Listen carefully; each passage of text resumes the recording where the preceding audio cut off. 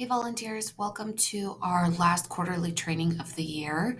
We held this one in person on October 19th, so if you were able to make it, we appreciate you.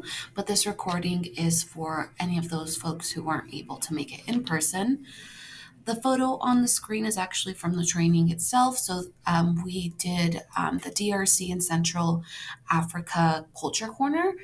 We had Yvette and Vanessa from our teams here present on the culture, and we enjoyed some very delicious Central African cuisine. So that's another reason you want to make it in person. We love to get to know your faces and see you more often. But also, we provide Culture Corner and some nice food. So hopefully, that'll incentivize you to come in the future if you haven't yet. Also, we had a guest speaker. We had Mary Lewan from the Salt Lake County office, the WIC office specifically. So she came and talked about Women, Infants, and Children program and the benefits that our clients can get through that program. And it was pretty insightful. We have some resources on Duply about WIC if you are interested in learning more. And then we covered the chunk of the training focused on refugee benefits. So Mary discussed WIC. Then we covered Match Grant, Sharehouse, and SNAP benefits. I will say I spoke maybe 15 minutes during the entire training because a lot of the information was provided by all of our volunteers who were in person. So you guys know a lot about all of these different benefits. I think it's just kind of putting the pieces together and when everything comes through at the different points in the client's case management. And then we'll go over some volunteering updates as well. So the four areas that we focused on were covering the Sharehouse and the DI vouchers. So we'll go over that. We'll go over SNAP, Match Grant, and housing. I would say the longer you volunteered with us, the more familiar you are with these programs, just because it's something that is a part of every client's case. If you are a newer volunteer, this will be a really good refresher. And you'll kind of get to see how everything works together to make sure the clients have everything they need. So, like I mentioned, I didn't do much speaking at this training. We had a group discussion and everyone kind of spoke about what they knew. And I was able to learn from all of our volunteers what they knew about the different programs. So, if you want to participate, you can pause this video right now and go ahead and just take 5 minutes by yourself and write down everything you know about these.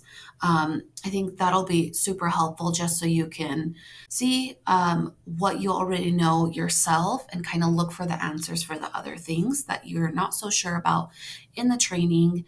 And also, if you find out throughout the training that I haven't answered some of your questions, my email is always open for questions, so feel free to shoot me an email. Okay, so in order to understand all of the benefits that clients receive, you need to have some understanding of our grant and our case management timelines. So we've gone over this before in the family mentor training, but the initial reception and placement funds and grants support clients' core services. So it helps provide funds for the intake, the housing setup, the applications, and also cultural orientation is a part of reception and placement. So clients during this time, this is day 1 to day 90. Okay, and then Match Grant is a massively important program, and the reason for that is that it's our largest job development program. So all of our clients who enroll in Match Grant are provided cash assistance, which we'll cover a little bit later. And then we also have preferred communities, which is more intensive case management, and clients can be in this program an additional 1 to 3 years. So overall, clients are in our case management for 12 months if they have no minors in their case, or 15 months if they do have minors, or until they're self-sufficient. So this is kind of the timeline here. Match Grant goes up to 8 months, which is day 240, and we hope that everyone is employed by month 6. So we'll go a little deeper into the different things. So starting out here, we have the Sharehouse. So there are two main functions of the share house. Hopefully you guys have already been by with your clients. The first is to set up apartments for refugee arrivals, and these are open volunteer opportunities if you ever want to participate. But we find housing for our clients and we furnish it fully before our clients arrive, so that everything's set up and they get to keep everything in the setup. The second part of the share house is to keep the share house shop stocked, for clients to visit monthly and take any items that they'll need. So between those two things, it keeps our share house coordinator Will pretty busy. Um, but it's really important that clients have access to the share house on Tuesdays and Thursdays. It's open 1 to 4 p.m. And during that time, clients can go and get different hygiene products that they have available, coats. The only clothing that we accept at the share house are coats and baby clothes. So we don't accept other clothing donations. We used to in the past. I learned this from one of our volunteers who's been with us for a while. We used to, and it was just quite a mess. So the DI voucher is how we kind of supplement the clothing donations that we used to provide to clients. So apartment setups, they're a part of the reception and placement first 90 days. It's done before the client arrives. So they're required for every refugee arrival unless the sponsor chooses to take the responsibility on, which rarely happens, unless they're Ukrainians. And in that case, the Ukrainian sponsor is legally obligated to help either provide housing or provide financial support for housing for the client. There are tons of items that we provide during the setup. So there's this initial setup list that we use, and it is what the federal government requires us to provide for each setup. We're really grateful that we can provide more than the federal government requires during these setups, but sometimes we do get really low in donations, and we always try to keep the bare minimum always stocked in the back of the share house for these apartment setups, and then everything extra kind of put out.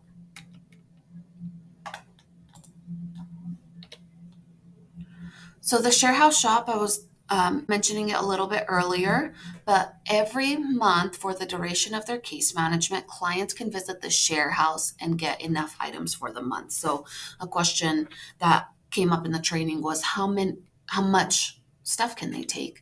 So the rule of thumb is to take as much as they need for a month for their family size. So they shouldn't be stocking up for 6 months, for 2 months, for 3 months. It should just be for the month. And this helps us keep things in stock for all of the families coming in.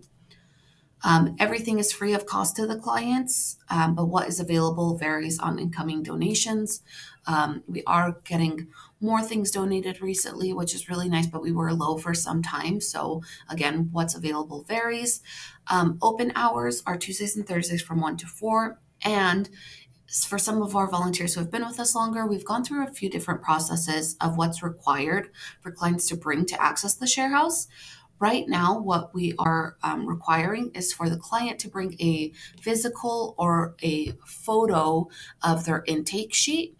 And as family mentors, I do send you the intake sheet as in our initial communication when I reach out to you about matching you with the family.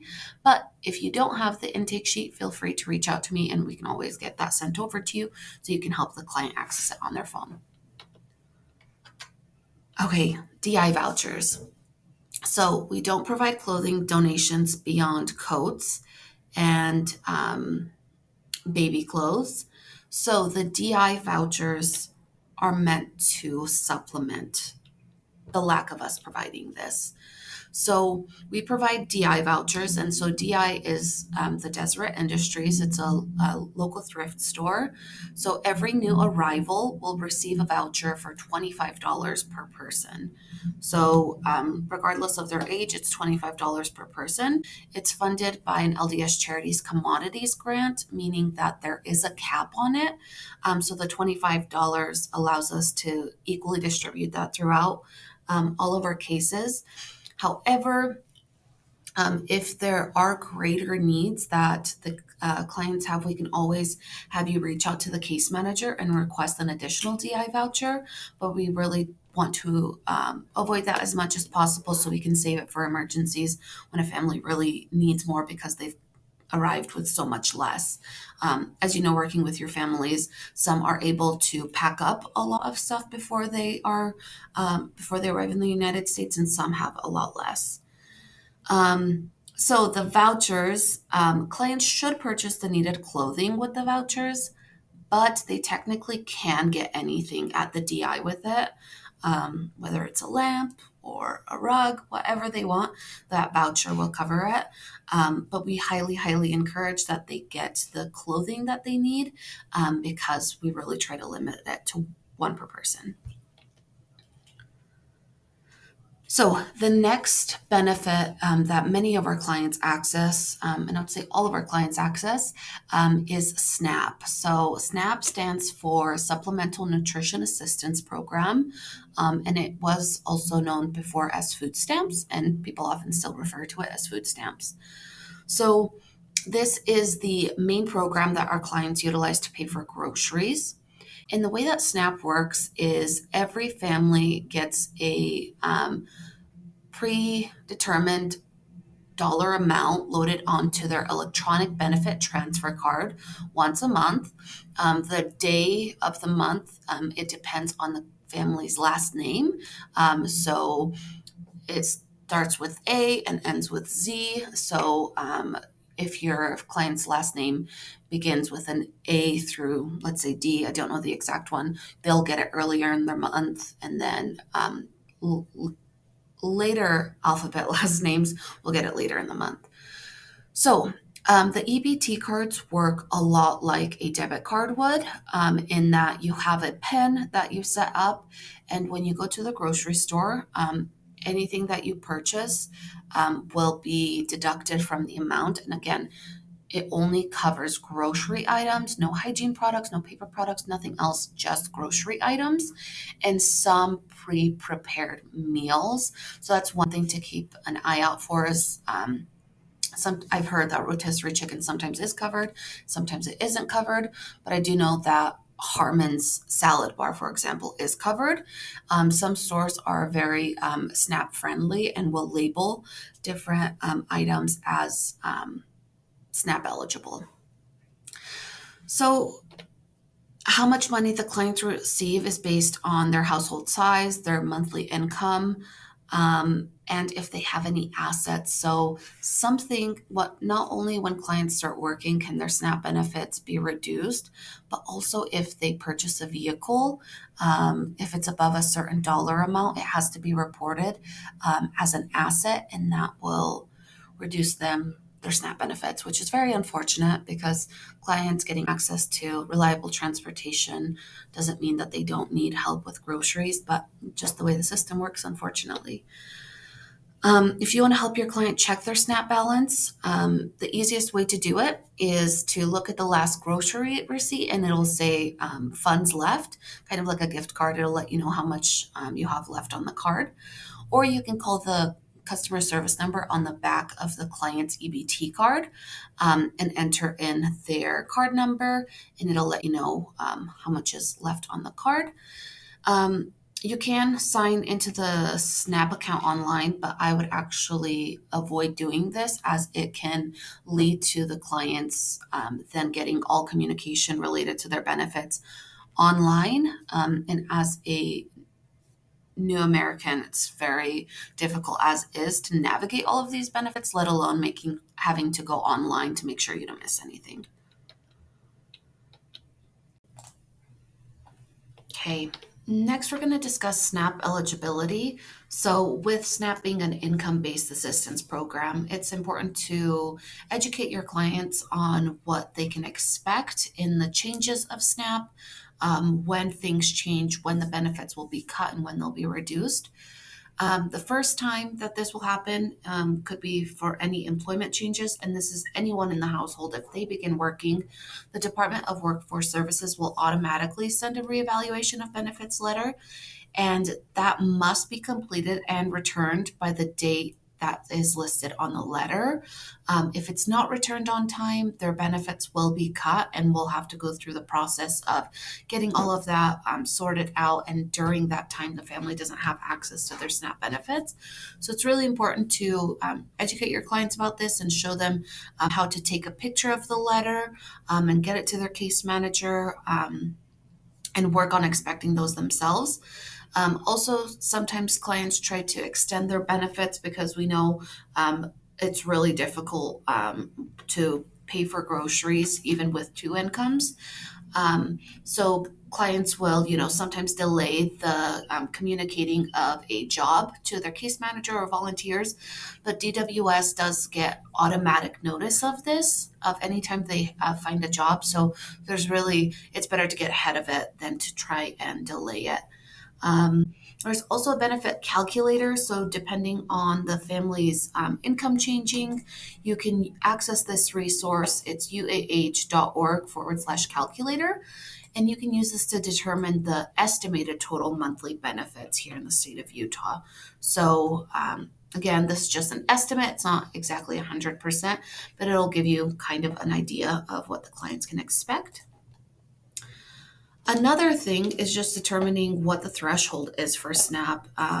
So if you go to this website here, it has really helpful information on how much a family can make to even be eligible for SNAP. So in order to qualify, you have to have an annual household income before taxes that is below the following amounts. So for a family of four, your annual household income to be eligible for SNAP needs to be $39,000 or less. So honestly, it's not very much. So that's just something to be mindful of with those amounts.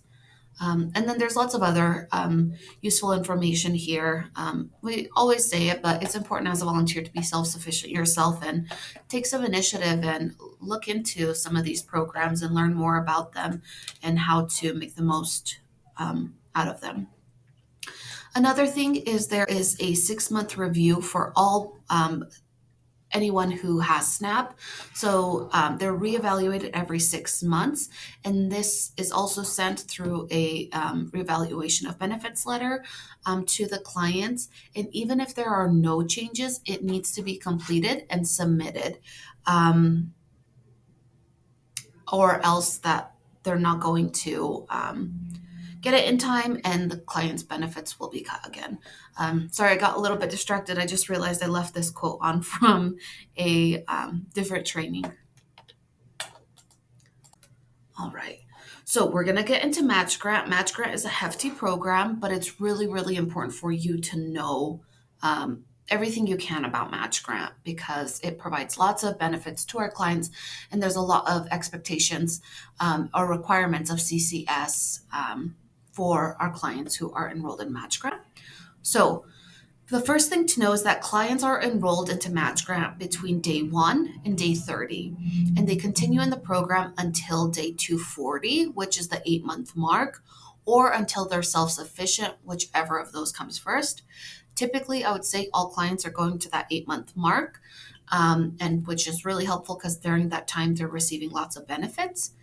But Match Grant is not a good fit for every client, and not every client will be Match Grant eligible. So there's an eligibility assessment that's completed with each client, and the case manager goes over this with the client and determines if they are a good client to recommend to the Match Grant program. Some things that may sway your client or maybe not have your client be the best fit for Match Grant is, let's say they are a single parent who can't work full time because they need to take care of their children in these earlier months. There are different programs like the Refugee Cash Assistance Program through the state that our case managers will apply for on behalf of the client. So we compare Match Grant to other state-run programs and see which one is the best fit for the family, their circumstances, their size, all of these things. So there is a lot that clients agree to when they enroll in Match Grant. So these I pulled directly from the match grant agreement that our clients sign.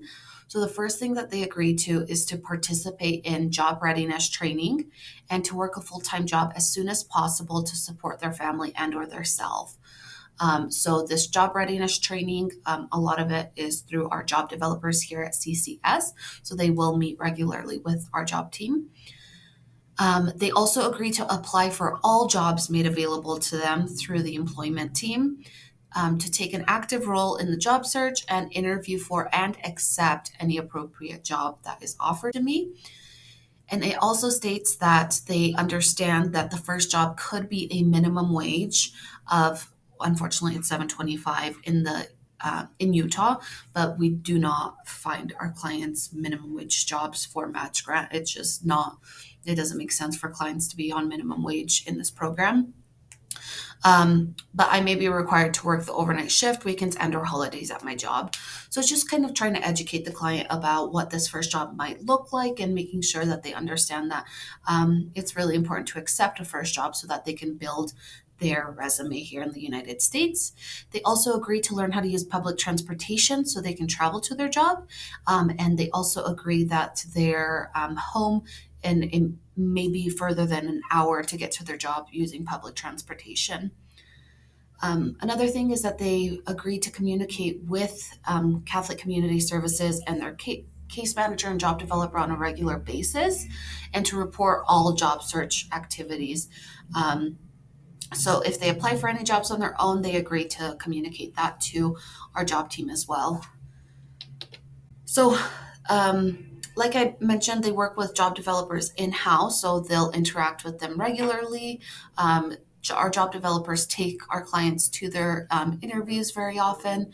They sit with them in interviews, interpret in interviews, and do everything they can to support the client in getting that first job. And every client in the program will have a self-sufficiency plan to address any barriers that they have to reaching self-sufficiency. One of the biggest barriers and a very common thing is lack of English proficiency. So often you'll see in the self-sufficiency plan that the plan is to enroll the client into English as a second language classes so they can address that barrier. Also, children get self-sufficiency plans. So if their parents are in match grant, they also get a self-sufficiency plan built out for them. Okay, next is assistance. This is why Match Grant is such a popular and such a useful program. We wish everyone, it would be a good fit for everyone, but sometimes it's just not, and that's okay. But for the families, excuse me, for the families that it is the right program for, it really eases the stress and weight of resettlement because in those first initial 6 months, to 8 months, we are paying for the rent for our families and providing some of these other benefits, which is absolutely massive when you're adjusting to a new society. Our clients can just focus on getting enrolled in their ESL classes and getting jobs. So for every match grant client enrolled, CCS will provide cash allowance for up to 180 days from the start of the match grant period or until income from employment makes the case self-sufficient, whichever is sooner. So up to 180 days, most clients are receiving that for the duration of the 180 days. That cash allowance is for every child and every adult in the family. So it's $50 a week per enrolled adult and $10 a week per enrolled child. And they are free to use that cash however they see fit. CCS will also pay rent and utilities for up to 240 days or until self-sufficient. Again, we're typically going all the way up until that 8-month mark. And that's why it's so important to be aware of the benefits and the timelines, because we should start as volunteers, as you interact with your clients, we want to make sure that we're getting them prepared. You know, our case managers are constantly reminding the clients, hey, after 8 months, your ninth month, you will have to pay this you will have to pay your rent on your own. And that can seem so distant, but it does really come fast. So it's important for you as volunteers to engage in these conversations and help the clients plan ahead and to not start thinking about paying their rent at month 6 or month 7, but even earlier, like month 3 and 4, help them learn how to save and create a plan for themselves on how to achieve self sufficiency. The other thing that CCS will do is evaluate and enroll the family in a low income home energy assistance program. Also, CCS will provide bus passes for transportation to and from job readiness classes, English classes, and job interviews. So, these bus passes are just for the adults in the family. We did discuss in our training that anyone who is on Medicaid also receives bus passes that they can use for health appointments. But the good news is that they can use them for anything, especially there's a decent amount of visits that they can take using public transportation. So as long as they're saving some for their health appointments, they're welcome to use the Medicaid card to get to and from places as well. CCS will also ensure that the case receives adequate food. So that's why we enroll all of our clients in food stamps, the SNAP program. And every adult will be enrolled into English classes and needs to actively participate in English classes if it's on their self sufficiency plan. This is really important and something that is agreed to by our clients is, I will do these things to prepare myself during this 8 months that you're providing the support to receive more education about jobs and to develop my own skills so that they will be ready for employment. So it's kind of CCS alleviating some of the stress, but then the client's taking on an active role in education and learning about the new systems. Okay, and I will stop there, and the next thing we'll cover is housing. Okay, we are wrapping up here. Just a few more slides. So the next thing we're going to cover is housing. So housing includes a lot of different things. Housing is paid for the majority of our clients through match grant, and that's about the longest that we'll be able to pay for housing.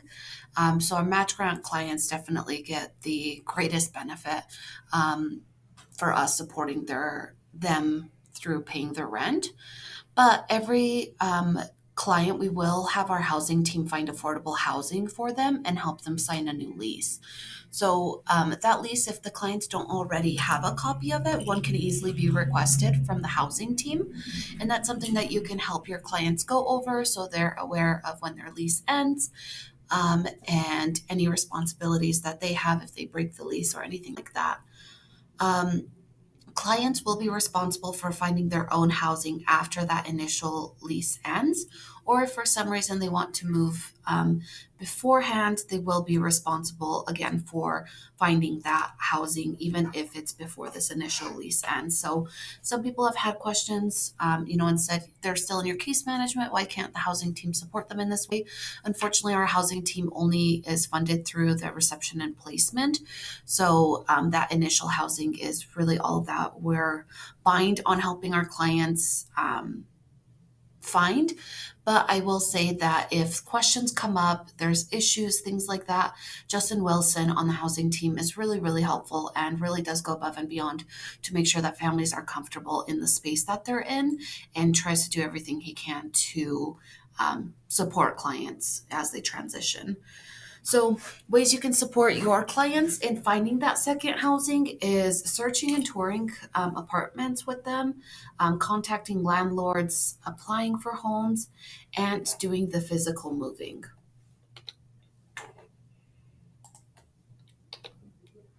So, three more quick things. Where'd they go? There they are. First, it's really important that you log your hours. We have lots of new volunteers that have been matched as family mentors, but unfortunately, some of you have not logged your hours. And if I don't see hours logged, I assume that you're not meeting with the client. And also, when we are audited on our volunteer interactions with our clients, we need to be able to show every interaction that our volunteers have with them. So please log those hours. They give so much back to the organization, and we're able to keep resettling more clients. So if you haven't logged your hours up until now, you can backlog them. We might be changing this at some point, so go ahead and backlog those hours now so that you don't miss any of them. We also have our Gift of the Drummer holiday gift giving program coming up. I've sent out an email with our monthly newsletter that we send out of the volunteers needed. So, what we'll need support with this year is wrapping and decorating gifts and delivering gifts from our volunteers. And then, if you want to provide a gift for our clients, there's also some information on that. And if you'd like more information, you can email me and I'll connect you to Maritza Gallegos, who is coordinating this program. And then finally, and very unfortunately, we are going to be having some volunteer team changes. And the first of those is that Nord, who many of you have interacted with on our team, has submitted her end of request. So her last 2 weeks are now. So her last day will be in November, about November 9th. And we're actively hiring right now. We're going through some replacements. So we hopefully will get someone to fill her and we can do some cross training. So you guys might see a new name coming out, but we're really excited for Noor and her new opportunities with her new career in policing. But we're definitely sad to see her go. And then the second thing is I myself am 9 months pregnant, and I will be going on maternity leave beginning November 16th. So I also will be out of office for the remainder of the year and into the new year. So your go-to contact will be Alexis Arnold, who is my supervisor, as well as Maritza Gallegos for onboarding support. And hopefully we can get you introduced to our new volunteer specialists, and hopefully we can get them hired before I take off. But I will update you all with a few final things before I head out for maternity leave, just so you all know kind of where your volunteering stands and what's still expected of you as I'm out on maternity leave. Well, that's it for this training. I really appreciate everything you guys have done throughout the year to support our clients. The next training we're going to have will likely be in January for the first quarter, and we'll see you all then. I hope you have a great holiday season and a great new year, and keep doing what you're doing. We really appreciate it.